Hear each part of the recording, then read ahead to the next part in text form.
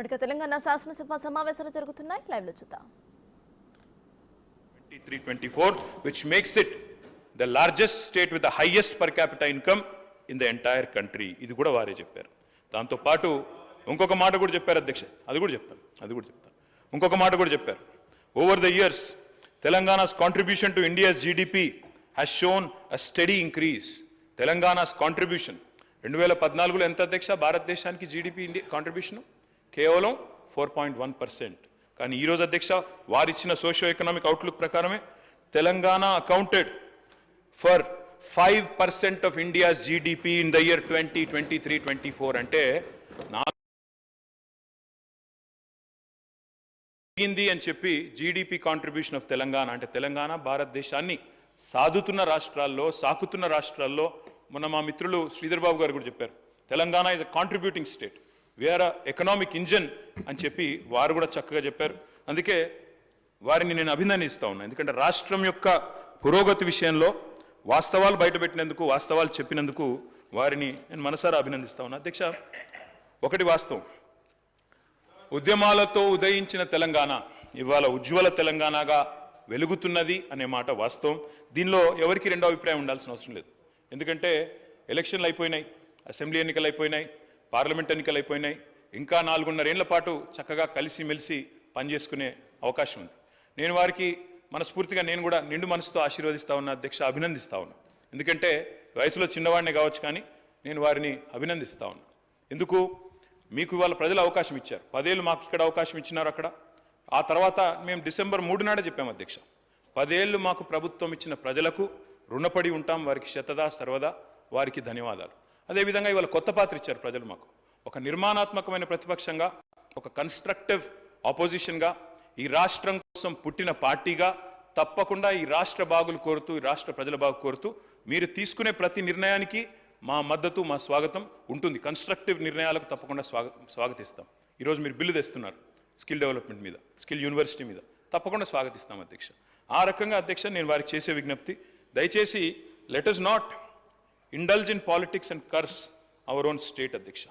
కానీ అధ్యక్ష వాస్తవాలు ఒక్కసారి మాట్లాడుకుంటే, అప్రాప్రియేషన్లోకి వస్తే అధ్యక్ష ఏం చెప్పారు అధ్యక్ష?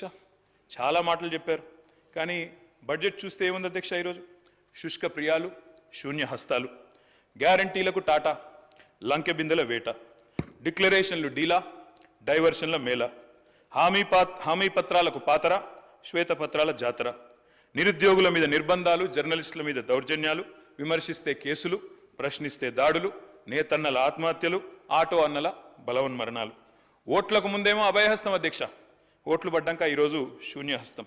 మేనిఫెస్టోలో అరచేతిలో స్వర్గం, బడ్జెట్లో మాత్రం మోచేతికి బెల్లం, 3 తిట్లు, 6 అబద్ధాలతో కేవలం పొద్దున్న లేస్తే బట్టగాల్చి మీదేసే పనులు ఇందులో కనబడ్డాయి అధ్యక్ష. ఇవాళ వారు అన్నారు అధ్యక్ష, దివాలా తీసిన రాష్ట్రం ఒక క్యాన్సర్ పేషెంట్ మాదిరిగా, ఎయిడ్స్ పేషెంట్ మాదిరిగా అని మాట్లాడారు. దయచేసి ఇది సరైన పద్ధతి కాదు. మా మీద కోపం ఉంటే మాట్లాడండి, విమర్శించండి, ఇబ్బంది లేదు. కానీ రాష్ట్రాన్ని ఖర్చు చేయడం అనేది మనకు మంచిది కాదు. ఉద్యమాలతో ఉదయించిన తెలంగాణ తప్పకుండా ఈరోజు ఉజ్వల తెలంగాణ ఎదిగిన మాట వాస్తవం. దాన్ని మనందరం కూడా అభినందిద్దాం. 10 ఏళ్ల ప్రస్థానంలో ఇవాళ స్వరాష్ట్రం స్వతకాల మీద నిటారుగా నిలబడ్డది అధ్యక్ష. విఫల రాష్ట్రం అవుతుందని శాపనార్థాలు పెట్టిన వాళ్ళందరి శాపాలను తట్టుకొని సవాళ్ళను అధిగమించి ఇవాళ తెలంగాణ ఒక విజయవంతమైన స్టేట్గా సిరి సంపదలతో భారతదేశం భాగ్యరేఖలు మార్చే అగ్రగామి రాష్ట్రాల సరసన నిలబడి ఉండడం మనందరికీ గర్వకారణం తెలంగాణ బిడ్డలుగా. అధ్యక్ష, ఇవాళ కొన్ని ప్రచారాలు జరుగుతూ ఉన్నాయి. దివ్యంగా ఉన్న రాష్ట్రాన్ని దివాలా తీసిందని ప్రచారం చేస్తూ ఉన్నారు. ఆస్తులు దండిగా ఉన్న రాష్ట్రాన్ని అప్పులో ఊబిలో ఉందని చెప్పి తప్పుడు ప్రచారం చేస్తున్నారు. ఇది నిజంగా కూడా దురదృష్టకరం. మీరు చేస్తున్న ప్రచారం శుద్ధ తప్పు అని నేను చెప్పట్లేదు అధ్యక్ష, మీ సోషియో ఎకనామిక్ అవుట్లుకే చెప్తా ఉంది. మీ సోషియో ఎకనామిక్ అవుట్లుక్ ఏదైతే మీరే రేవంత్ రెడ్డి గారు, ముఖ్యమంత్రి గారు, అదేవిధంగా ఉప ముఖ్యమంత్రి గారి ముఖ చిత్రంతో వేసిన సోషియో ఎకనామిక్ అవుట్లుకే మీరు చేస్తున్న ప్రచారం శుద్ధ తప్పు అని చెప్తా ఉంది. మీరు మాటలతో మసిబూసి మారేడికాయ చేసే ప్రయత్నం చేస్తూ ఉన్నారు, కానీ అంకెలు అబద్ధాలు ఆడవు అధ్యక్ష.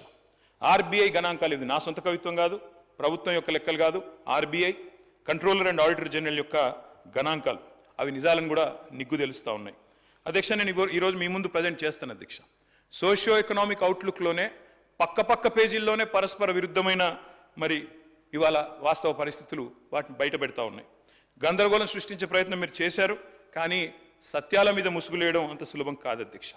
అధ్యక్ష, ఇక్కడ నేను మీకు 2-3 విషయాలు చెప్పాలి అధ్యక్ష. ఈరోజు డెవలప్మెంట్ ఎక్స్పెండిచర్ పరంగా తీసుకుంటే అధ్యక్ష, భారతదేశంలోనే మీరిచ్చిన సోషియో ఎకనామిక్ అవుట్లుక్లోనే ఉంది, ఇది స్పష్టంగా ఉంది. Telangana is the top state in the country with 74%. ఇది నాది కాదు అధ్యక్ష, డెవలప్మెంట్ ఎక్స్పెండిచర్లో అగ్రభాగాన ఉన్నామన్న మాట మీరు సోషియో ఎకనామిక్ అవుట్లుక్లో మీరే చెప్పారు. ఆర్బీఐ లెక్కలను మీరే ఇందులో కోట్ చేశారు అధ్యక్ష. తర్వాత మీరు ఇంకొక మాట చెప్పారు అధ్యక్ష, ఏమంటారు, జీతాలకు పైసలు లేవు, అప్పులు తీర్చడానికి అప్పులు చేస్తున్నాము, వడ్డీల భారం కూడా ఎక్కువైంది అని చెప్పి మీరు చెప్పారు. కానీ వాస్తవం ఏంది అధ్యక్ష? వాస్తవం ఏంది అంటే అధ్యక్ష, there is something called as committed expenditure. Committed expenditure అంటే ఏంది అధ్యక్ష అంటే, ఆర్థిక మంత్రి గారికి మొత్తం తెలుసు అధ్యక్ష, తెలిసి కూడా వారు సభను తప్పుదోవ పట్టించే ప్రయత్నం చేశారు. ఆ కమిటెడ్ ఎక్స్పెండిచర్ అంటే salaries, pensions and interest payments, ఈ 3 కలిపితే కమిటెడ్ ఎక్స్పెండిచర్. కమిటెడ్ ఎక్స్పెండిచర్ విషయంలో అధ్యక్ష, వారి దృష్టికి అదేవిధంగా గౌరవ సభ్యుల దృష్టికి కూడా నేను తీసుకొచ్చేది, ప్రజల దృష్టికి కూడా నేను తీసుకొచ్చేది ఏమంటే, మనము చాలా స్పష్టంగా భారతదేశంలోని ఇతర రాష్ట్రాలతో పోలిస్తే చాలా చక్కటి పరిస్థితిలో ఉన్నమాట వాస్తవం అధ్యక్ష. మీ ముందు నేను ప్రజెంట్ చేస్తాను, ఎందుకంటే ఇది మీ బుక్కే కాబట్టి మీ బుక్లోంచే చెప్తాను అధ్యక్ష. కమిటెడ్ ఎక్స్పెండిచర్ విషయానికి వస్తే, మనం ఈరోజు కొన్ని ఏ రాష్ట్రాల సరసన ఉన్నాం అధ్యక్ష? స్టేట్ వైజ్ డెవలప్మెంట్ ఎక్స్పెండిచర్లోనేమో అగ్రభాగాన ఉన్నాం, 74% ఇవాళ డెవలప్మెంట్ ఎక్స్పెండిచర్ మీద ఖర్చు పెడుతున్నామని మీరే చెప్తున్నారు. అదేవిధంగా అధ్యక్ష, కమిటెడ్ ఎక్స్పెండిచర్లో మనం, కమిటెడ్ ఎక్స్పెండిచర్ అంటే ₹1 మీరు జీతాలు, భత్యాలు, పెన్షన్లు, అదేవిధంగా వడ్డీ చెల్లింపులు మితి కడితే అది పోతే రూపాయిలో మనకు 47 పైసలు రూపాయలు దానికి పోతున్నాయి అధ్యక్ష, జీతాలకు, భత్యాలకు, పెన్షన్లకు, అదేవిధంగా మనకి మితి కట్టేందుకు ఇంట్రెస్ట్కు. మిగిలిన 53 పైసలు అవైలబుల్ ఉన్నాయి ప్రభుత్వానికి డెవలప్మెంట్ చేయడానికి అనేది కమిటెడ్ ఎక్స్పెండిచర్లో కనబడతా ఉంది. అంటే ఓవరాల్గా చూసుకుంటే ఎక్కడున్నాం అధ్యక్ష మనం? ఈరోజు భారతదేశంలో కేరళ చూస్తే కమిటెడ్ ఎక్స్పెండిచర్ రూపాయిలో 82 పైసలు, హర్యానా రూపాయిలో 81 పైసలు, పంజాబ్లో రూపాయిలో 79 పైసలు జీతాలకు, భత్యాలకు, పెన్షన్లకు, అదేవిధంగా ఇంట్రెస్ట్ చెల్లింపులకు పోతుంది. వెస్ట్ బెంగాల్ 69 పైసలు పోతుంది రూపాయిలో, తమిళనాడులో 62 పైసలు పోతుంది, ఆంధ్రప్రదేశ్లో 61 పైసలు పోతుంది, వారు మొన్నటిదాకా నడిపిన రాజస్థాన్లో 59 పైసలు రూపాయికి. దేశ సగటు జాతీయ యావరేజ్ ఎంత అధ్యక్ష? కమిటెడ్ ఎక్స్పెండిచర్ 56 పైసలు. అంటే మొత్తంగా రూపాయి ఆదాయం వస్తే అందులో 56 పైసలు జాతీయ సగటు కమిటెడ్ ఎక్స్పెండిచర్. కానీ తెలంగాణ ఎంత అధ్యక్ష? 47. అత్యల్పంగా ఉన్న రాష్ట్రాల్లో టాప్ 4లో తెలంగాణ ఉంది. దీన్ని మీరు తిమ్మిని బమ్మిని చేసి మోసం చేసే ప్రయత్నం చేస్తామంటే కుదరదనే మాట కూడా నేను వారికి విజ్ఞప్తి చేస్తా ఉన్నా అధ్యక్ష. ఇంకొక మాట కూడా చెప్పాలి అధ్యక్ష, ఇవాళ వడ్డీల కోసం, జీతాల కోసం పైసలు జాలట్లేదు అనే మాట వారు మాట్లాడుతూ ఉన్నారు అధ్యక్ష. ఒక్క మాట వారికి నేను చేసే విజ్ఞప్తి, మీరు పరస్పర విరుద్ధమైన వ్యాఖ్యలు చేశారని నేను చెప్పాను. 47 పేజీలో సోషియో అవుట్లుక్లో మీరే చెప్పారు హయ్యర్ ఫిస్కల్ స్ట్రెస్ ఉంది, 47 ఉంది కమిటెడ్ ఎక్స్పెండిచర్, దానివల్ల ఫిస్కల్ స్ట్రెస్ ఉందని చెప్పారు. కానీ 44 పేజీలో మీరు చెప్పిన మాటలో అక్కడ మీరు చెప్పారు డెవలప్మెంట్ ఎక్స్పెండిచర్లో Telangana top in the country 74% అని మీరే చెప్తా ఉన్నారు.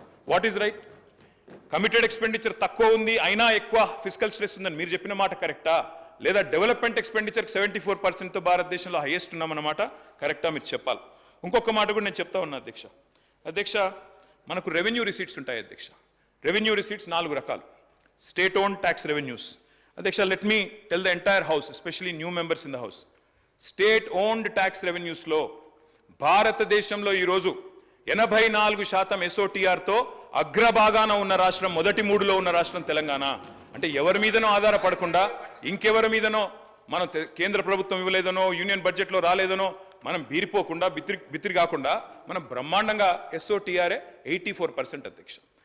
4 కంపోనెంట్స్ ఉంటాయి రెవెన్యూ రిసీట్స్లో. ఒకటి స్టేట్ ఓన్ ట్యాక్స్ రెవెన్యూస్, రెండవది సెంట్రల్లో మనకు వచ్చే షేరు, మూడవది నాన్ ట్యాక్స్ రెవెన్యూస్, నాలుగవది మనకు ఇంకోటి చెప్తాను సార్, 4 ఉంటాయి సార్. ఆ 4లో మరి ఈరోజు మీరు చూసినట్టయితే ఒక్క మాట, ఈరోజు 2014లో రెవెన్యూ రిసీట్స్ ఎంత, మనకి రెవెన్యూ ఎక్స్పెండిచర్ ఎంత చూసుకుంటే అధ్యక్ష, దాన్ని బట్టే మనం సర్ప్లస్ స్టేటా, మిగులు బడ్జెట్ స్టేటా, లోటు బడ్జెట్ స్టేటా తేలుతుంది అధ్యక్ష. రెవెన్యూ రిసీట్స్ ఉంటాయి, రెవెన్యూ ఎక్స్పెండిచర్ ఉంటుంది. రెవెన్యూ ఎక్స్పెండిచర్లు ఏముంటాయి అధ్యక్ష? జీతాలు, భత్యాలు, అదేవిధంగా మనకి ఇంట్రెస్టు, దాంతోపాటు సబ్సిడీలు కూడా ఉంటాయి. ఈ 4 తీసేస్తే అప్పుడు రెవెన్యూ సర్ప్లస్ ఎంత అని తేలుతుంది. మాటికి ఒక మాట అంటారు అధ్యక్ష, వీరు మిగులు బడ్జెట్తో మేము మీకు అప్పజెప్పిపోతే అప్పుల కుప్ప చేసిండ్రు, అప్పుల పాలు చేసిండ్రు రాష్ట్రాన్ని చెప్తారు అధ్యక్ష. నేను ఇవాళ చెప్తా ఉన్నా, I would like to set the record straight. అధ్యక్ష, 2014లో revenue surplus was 369 crore.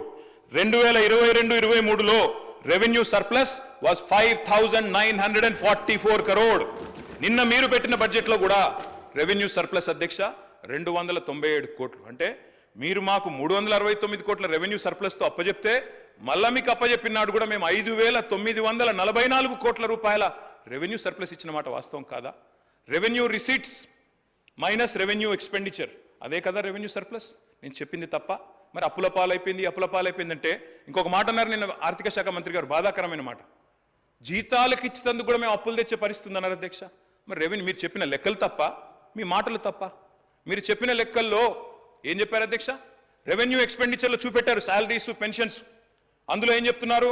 Salaries, pensions, సబ్సిడీలు, ఇంట్రెస్ట్లు అన్నీ పోగా 300 కోట్ల రెవెన్యూ సర్ప్లస్ ఉందని బడ్జెట్లో చెప్తారు. కానీ ఇక్కడికి వచ్చి మాత్రం మాటల్లో, స్పీచ్లో ఏం చెప్తారు అధ్యక్ష? జీతాల కోసం అప్పులు తెచ్చే దౌర్భాగ్య పరిస్థితిలో ఉంది రాష్ట్రం అని చెప్పడం సభను తప్పుదో పట్టించడమా కాదా? దయచేసి చెప్పాలని చెప్పి నేను కోరుతా ఉన్నా అధ్యక్ష. వారి రిప్లైలో చెప్పండి అధ్యక్ష. ఇంకొక మాట అధ్యక్ష, నేను మొన్నే చెప్పాను, రిప్లైలో చెప్పండి సార్, మాకు అభ్యంతరం లేదు. I'm not saying anything wrong sir, I'm saying everything in parliamentary way. దయచేసి మీరు రిప్లైలో మొత్తం చెప్పండి అధ్యక్ష. మేము ఇంకొక మాట చెప్పాలి అధ్యక్ష. మొన్ననే హరీష్ రావు కేటీఆర్ గారు 1 minute. ఒకటే నిమిషం, నేనే అధ్యక్ష, వారు రెవెన్యూ రిసీప్ట్స్, రెవెన్యూ ఎక్స్పెండిచర్ గురించి మాట్లాడుతూ మా సమయం అంతా అద్భుతంగా రెవెన్యూ సర్ప్లస్తోనే ఉంది, ఎటువంటి ఇబ్బంది లేదని చెప్తా ఉన్నారు. కరెక్టే, రెవెన్యూ రిసిప్ట్స్ కూడా అద్భుతంగా ఉన్నాయి. జీతాలన్నీ ఆ రెవెన్యూ ఎక్స్పెండిచర్లోనే ఉంటాయి. మరి అద్భుతంగా రెవెన్యూ రిసిప్ట్స్ ఉన్నప్పుడు 2021 నుంచి 2023-24 వరకు మొదటి తారీఖుని ఇవ్వాల్సినటువంటి జీతాలని మీరు 15వ తారీఖు 20వ తారీఖు దాకా ఎందుకు పెండింగ్ పెట్టుకుంటూ వచ్చారు? ఒక్కసారి చెప్పండి అధ్యక్ష. దేనికోసం? ఉన్న అద్భుతంగా రెవెన్యూస్ ఉన్నాయి, ఎందుకు పెండింగ్ పెట్టారు అధ్యక్ష? దేనికోసం పెట్టారు? ఎటు డైవర్ట్ చేశారు? ఏం చేశారు? ఇవన్నీ వాస్తవాలే కదా అధ్యక్ష. KTR speaker sir, yes sir, I agree with deputy chief minister. Receipts బాగున్నాయి. మేము చెప్పిన మాట ఏం చెప్పాం సార్? కరోనా అనేది ఒకటి విశ్వమానవాళి, ఎవరు ఎన్నడూ ఎదుర్కొని ఉపద్రవం ఒకటి మనందరం కూడా ఎదుర్కొన్నాము. ఆ కరోనా సమయం మేము తెచ్చాము, కరోనా మేము తేలేస్తాము అధ్యక్ష. దాని తర్వాత సార్ బ్రదర్ వినండి, ఒక నిమిషం వినండి.